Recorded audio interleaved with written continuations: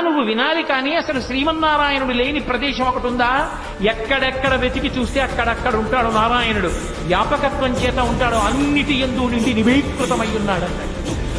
ఓహో అలాగా, అయితే ఈ స్తంభంలో ఉంటాడా అన్నాడు.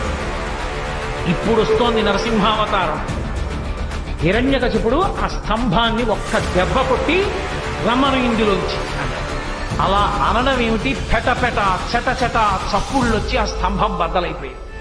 బద్దలైపోయి అందులోంచి ఒక్కసారి విస్ఫులింగములు పైకి వచ్చి పెద్ద కాంతి మండలం ఏర్పడి కన్నులతో చూడడానికి వీలు కానంత పవిత్రమైన తేజస్సు, పెడలో వేసుకున్నటువంటి ఆహారాలు, అనంతమైనటువంటి బాహువులు, పైన నృసింహాకారం, సింహం యొక్క ముఖం, పెద్ద పెద్ద దంస్ట్రలు, చంద్రుడి కాంతి ఎలా ఉంటుందో అటువంటి కాంతి హిరణ్యకశిపుడి శరీరాన్ని విసిరేసి భయంకరాకృతితో నడుస్తుంటే బ్రహ్మాది దేవతలందరూ స్తోత్రం చేశారు.